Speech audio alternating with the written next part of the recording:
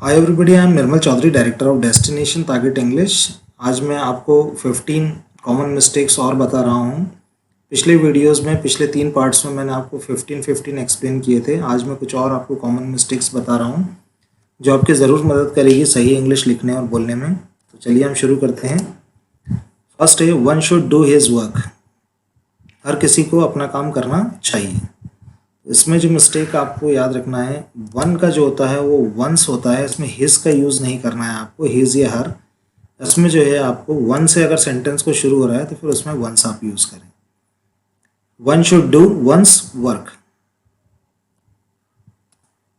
Next, Ram and Ravi are fighting with one another. इसमें जो mistake है, राम और रवि आपस में लड़ रहे हैं, इसका हिंदी मीनिंग होगा। इसमें जो मिस्टेक है वो यहाँ पर है, जब दो लोगों की हम बातें कर रहे हैं तो फिर उसमें वन अनदर का यूज़ नहीं होता है, उसमें होता है सही वर्ड ईच अदर, एक दूसरे के साथ। तो Ram and Ravi are fighting with each other. जब दो से ज़्यादा लोगों की हम बातें करते हैं तो फिर हमें यहाँ पर वन अनदर का यूज़ करना होता है। जैसे यहाँ पर अगर ज़्यादा लोगों की हम बातें करते हैं, Ram, Ravi, Mohan and Shyam are fighting with one another. लेकिन दो लोग हैं यहाँ पर तो आपको याद रखना है, दो लोगों के लिए ईच अदर का आपको यूज़ करना चाहिए। नेक्स्ट है, Ram is more stronger than Ravi. Ram Ravi से ज़्यादा ताकतवर है। कंपैरेटिव डिग्री का यह सेंटेंस है। यदि आप डिग्री को समझना चाहते हैं तो नीचे आप डिस्क्रिप्शन में देख सकते हैं, इसके मैंने लिंक दिया है। पॉजिटिव डिग्री, सुपरलेटिव और कंपैरेटिव डिग्री के अलग अलग वीडियोस मैंने बनाए हैं, आप वहाँ उन्हें देख सकते हैं। ब्रीफ में मैंने एक्सप्लेन किया है। यहाँ एक छोटा सा मिस्टेक है, वो मैं आपको एक्सप्लेन कर रहा हूँ। यहाँ पर आप देख सकते हैं दोनों ही कंपैरेटिव डिग्री के वर्ड हैं, यहाँ मोर भी और स्ट्रॉन्गर भी।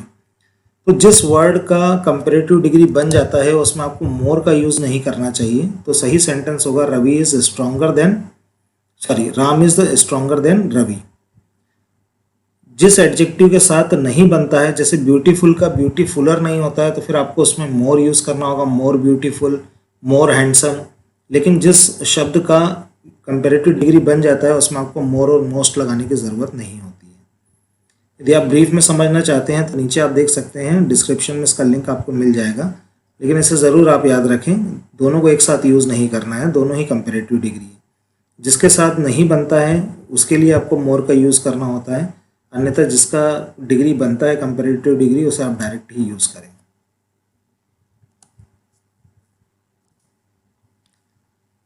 Ram is comparatively better. यहाँ पर मोर यूज़ नहीं हुआ है, तो इस हिसाब से जो है ER बिल्कुल सही है, कंपैरेटिव डिग्री का यहाँ पर यूज़ हुआ है।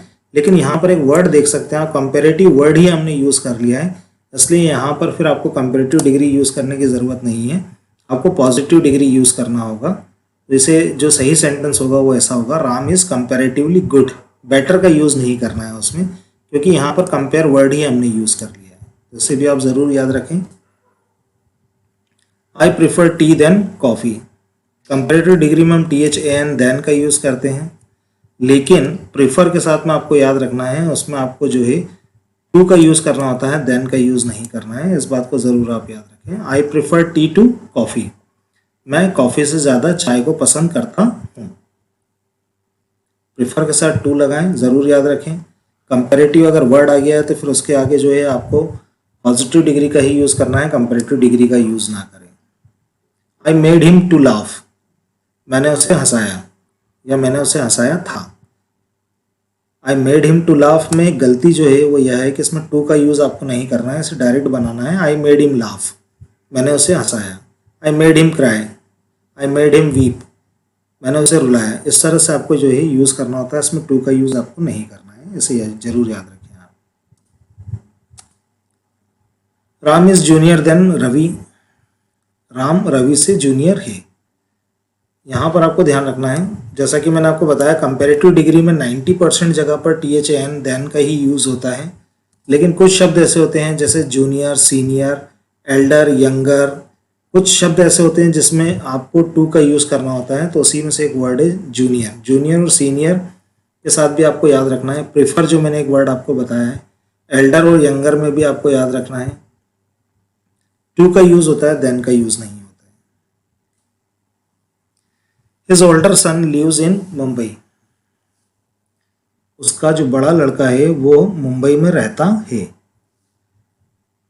ओल्ड के दो होते हैं, एक ओल्डर ओल्डेस्ट होता है जो पुराना होता है, और जो बड़े के लिए भी यही वर्ड होता है ओल्ड, एल्डर, एल्डेस्ट।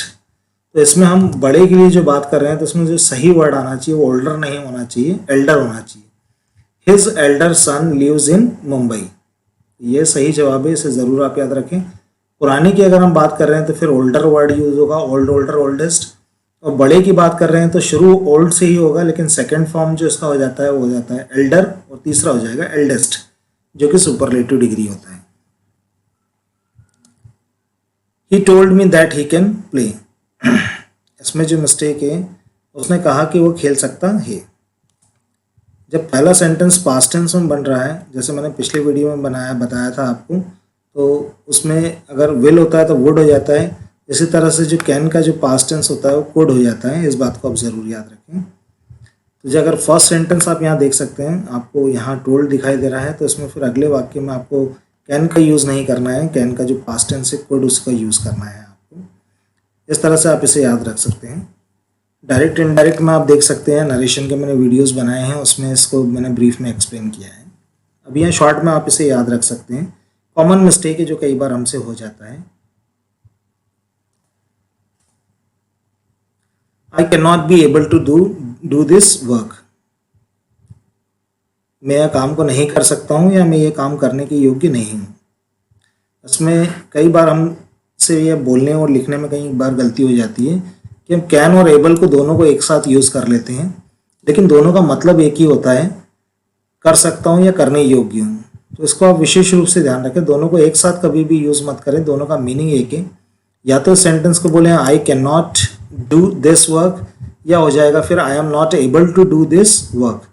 कैन और एबल को एक साथ ना रखें क्योंकि दोनों का मीनिंग एक ही होता है। तो इसे आप इस तरह से अलग अलग करके सेंटेंस को बना सकते हैं। I can not do this work या I am not able to do this work. It may rained heavily, छोटा सा मिस्टेक है यहाँ। मॉडल हेल्पिंग वर्ब्स के साथ में कभी भी जो है सेकंड फॉर्म नहीं आता है या थर्ड फॉर्म नहीं आता, उनमें हमेशा फर्स्ट फॉर्म का ही हम यूज़ करते हैं। तो यहाँ पर जो सही होगा वो होगा इट मे रेन हैवीली, शायद भारी बारिश हो सकती है। मे मतलब होता है शायद, मे के साथ जो है may, can, will, would, may, must, might, इन सभी के साथ में जो है फर्स्ट फॉर्म ऑफ वर्ब का ही यूज़ होता है। He had better to sleep, अच्छा होगा कि हम सो जाएं। सुनने में सेंटेंस बिल्कुल सही लग रहा है, लेकिन हैड बेटर के साथ टू का यूज़ नहीं होता है, ये आपको ध्यान रखना है। ऐसे डायरेक्ट ही सेंटेंस में यूज़ करें, he had better, we had better sleep, अच्छा होगा कि हम सो जाएं। तो इसे ज़रूर आप याद रखें, हैड बेटर के साथ टू का यूज़ नहीं करना है आपको। We should stop to play, हमें खेलना बंद करना चाहिए। स्टॉप के साथ भी टू का यूज़ नहीं करना है, डायरेक्ट आईएनजी फॉर्म का यूज़ करना है हमें। तो सही सेंटेंस होगा we should stop playing, we should start playing. Start stop दोनों के ही साथ में जो है आपको आईएनजी फॉर्म का यूज़ करना चाहिए, टू का यूज़ नहीं करना है। I would rather die than begging, मैं भीख मांगने से ज़्यादा मरना पसंद करूँगा। वुड रेदर के साथ आपको ध्यान देना है, दोनों ही सिचुएशन में जो है फर्स्ट फॉर्म का आपको यूज़ करना है। यहाँ डाई तो सही लिखा है फर्स्ट फॉर्म, लेकिन यहाँ पर हमने जो है आईएनजी फॉर्म का यूज़ किया है, जो कि गलत है।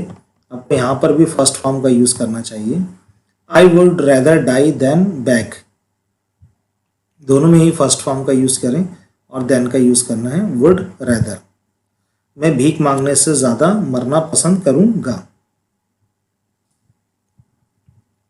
दो he is poor but he is honest, हालांकि वह गरीब है लेकिन वह ईमानदार है। सुनने में सेंटेंस बिल्कुल सही लग रहा है। दो ऑल्दो का मीनिंग होता है हालांकि या यद्यपि। एक छोटा सा मिस्टेक है इसमें, वो मिस्टेक यहाँ पर है, दो और ऑल्दो के साथ में बट का यूज़ नहीं करना है आपको यूज़ करना होता है येट का। ये ग्रामर का नियम है, आपको मालूम होना चाहिए। दो he is poor yet he is honest, या तो आप येट का यूज़ करें या फिर यहाँ पर आप कॉमा का यूज़ कर सकते हैं, लेकिन बट जो है वो सही वर्ड नहीं है। तो हमेशा याद रखें, दो के साथ में या तो येट का यूज़ करें या फिर कॉमे का यूज़ करें।